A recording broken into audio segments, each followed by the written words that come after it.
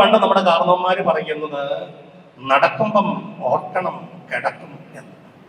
നടക്കുമ്പോൾ ഓർക്കണം കിടക്കുമെന്ന് പണ്ട് നമ്മുടെ കാരണവന്മാര് പറയുമായിരുന്നു. അതെ, അങ്ങനെ വ്യഗ്രത പിടിച്ച് ഓടി നടക്കുമ്പോൾ ഓർക്കുക നമുക്കെല്ലാവർക്കും ഒരു കിടപ്പുണ്ടെന്ന്. അതെ, ഒടുക്കത്തെ ഒരു കിടപ്പ്. കൈയൊക്കെ കൂട്ടിക്കെട്ടി, മൂക്കിനകത്ത് പഞ്ഞിയൊക്കെ വെച്ച്, കാലിന്റെ പെരുവരിലൊക്കെ കൂട്ടിക്കെട്ടി, നല്ല മനോഹരമായ വസ്ത്രങ്ങളൊക്കെ ധരിച്ച്, പെട്ടിക്കകത്ത് പൂക്കളാൽ അലങ്കൃതമായി ഒരു കിടപ്പുണ്ട്. പിള്ളേരൊക്കെ ഒത്തിരി പൗഡറൊക്കെ കോരിയിടും കേട്ടോ, പെർഫ്യൂമൊക്കെ ഇഷ്ടം പോലെ അടിക്കും. നമ്മൾ വിചാരിക്കും നമ്മളോട് സ്നേഹമുള്ളത് കൊണ്ടാണ്. അതെ, നമ്മളോട് പിള്ളേർക്ക് സ്നേഹമുള്ളത് കൊണ്ടാണ് പൗഡർ ഇടുന്നതും അതുപോലെ തന്നെ ഈ പെർഫ്യൂമൊക്കെ അടിക്കുന്നതും നമ്മൾ വിചാരിക്കും. പക്ഷെ അങ്ങനൊന്നുമല്ല കണ്ടത്. നാറാതിരിക്കാൻ, നമ്മൾ നാറാതിരിക്കാനാണ്, അവരെ നാറ്റിക്കാതിരിക്കാൻ വേണ്ടി അവര് ഒരു പ്രിക്കോഷൻ എടുത്തതാണ്. അതുകൊണ്ട് ഓർത്തോണം, മരിച്ചു കഴിഞ്ഞാൽ പിന്നെ നമ്മുടെ മക്കൾ പോലും നമ്മുടെ മേൽ പൗഡർ കുടഞ്ഞിടുന്നതും പെർഫ്യൂം അടിക്കുന്നതും പ്രേമം കൊണ്ടും സ്നേഹം കൊണ്ടും ഒന്നും അല്ല, നാറാതിരിക്കാൻ. ലോക ജീവിതത്തിൽ ജീവിക്കുമ്പോൾ തന്നെ നാറാതെയും നാറ്റിക്കാതെയും നീറ്റിക്കാതെയും നമ്മുടെ ജീവിതത്തെ ചിട്ടപ്പെടുത്തുവാൻ നമുക്ക് സാധിച്ചാൽ സ്വർഗത്തിൽ ചെല്ലുമ്പോൾ നമ്മൾ നാറാതിരിക്കും. അതുകൊണ്ട് നമ്മള് ഏത് സമയത്തും മരിക്കുമെന്നുള്ളൊരു ചിന്തയോടുകൂടെ ജീവിക്കുവാനും തമ്പുരാൻ വിളിക്കുമ്പോൾ ഈ മരണത്തെ പ്രത്യാശയുടെ ഒരു കവാടമായി കണ്ടുകൊണ്ട് കടന്നു ചെല്ലുവാനും ഇടയായിത്തീരും.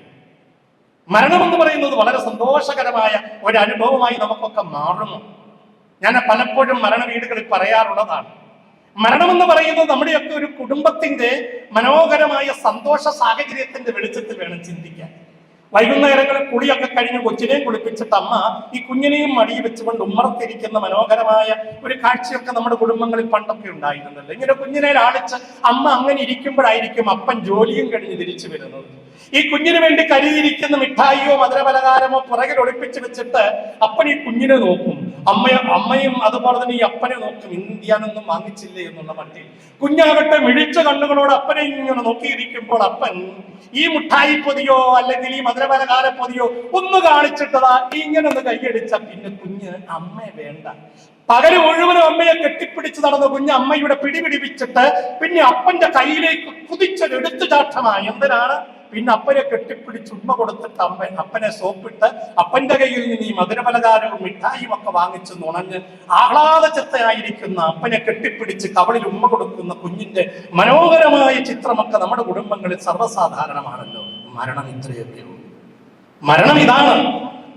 അമ്മയാകുന്ന ഈ സഭയുടെ മടിയിലിരിക്കുന്നവരായ നമ്മൾ ഒരു നാള് തമ്പുരാൻ സ്വർഗമെന്ന് പറയുന്ന മിഠായിപ്പൊതി കാണിച്ചിട്ട് വാ എന്ന് വിളിക്കുമ്പോൾ പിതാവിന്റെ കരങ്ങളിലേക്ക് എടുത്തു ചാടി അവനെ കെട്ടിപ്പിടിച്ച് സ്വർഗത്തിന്റെ മധുരം നുകരുന്ന ഒരു മനോഹര അനുഭവമാക്കി മരണത്തെ മാറ്റാൻ നമുക്കാണ്. അങ്ങനെ ആകണമെങ്കിൽ ഈ ലോക ജീവിതത്തിൽ നന്നായി ജീവിക്കണം. നന്നായി ജീവിക്കുന്നവനാണ് നന്നായി മരിക്കാൻ പറ്റുന്നത്. നന്നായി ജീവിച്ച് മരിക്കുന്നവനാണ് നല്ല സ്വർഗം കിട്ടുന്നത്. അതുകൊണ്ട് നന്നായി ജീവിക്കാനായിട്ട് നമുക്ക് പ്രത്യേകമായിട്ട് ശ്രദ്ധിക്കാം. ഇഹത്തിലെ ധനവും സുഖവും യശസ്സും ആഭിജാത്യവും ഒന്നുമല്ല വഹിച്ചുകൊണ്ട് പോകുകയില്ല മർത്യൻ അന്ത്യയാത്രയിലെന്ന് മേരി ബെനിഞ്ഞ് പാടുന്നുണ്ട്. പിന്നെന്ത് വേണം? അകന്ത കൊണ്ടഴുക്കു പെട്ടിടാത്ത പുണ്യമൊന്നുതാൻ മഹത്തരം പ്രയോജനം പരത്തിലും വരുത്തിടും. അഹന്തതയുണ്ടാതെ അഴുക്കുപെടാത്ത ഒരു പുണ്യമുള്ള ഹൃദയം, അതുമായി ജീവിച്ചാലാണ് ഇഹലോകത്തിലും പരലോകത്തിലും നമുക്ക് സ്വീകാര്യത ലഭിക്കുന്നത്. മനുഷ്യൻ നമ്മളെ മാനിക്കണമെങ്കിലും ദൈവം നമ്മളെ സ്വീകരിക്കണമെങ്കിലും അഹന്ത കൊണ്ട് അഴുക്കുപെടാത്ത ഒരു പുണ്യം, അശുദ്ധിയിലും ആസക്തിയിലും ആർത്തിയിലും അഹന്തയിലും അസൂയയിലും ഒക്കെ ജീവിക്കുന്ന നമ്മുടെ ജീവിതങ്ങളെ ഒന്ന് മാറ്റിമറിച്ചുകൊണ്ട് മരണമുണ്ട് എന്നൊരു അവബോധത്തോടു കൂടെ പോകാൻ നമുക്ക് ആകണം. വിശുദ്ധ ഫ്രാൻസിസ് അസീസി പറയുന്നല്ലോ, മരണമേ സഹോദരി നീ വേഗം വരിക എന്നാണ് പറഞ്ഞത്. മരണമേ സഹോദരി നീ വേഗം വരിക.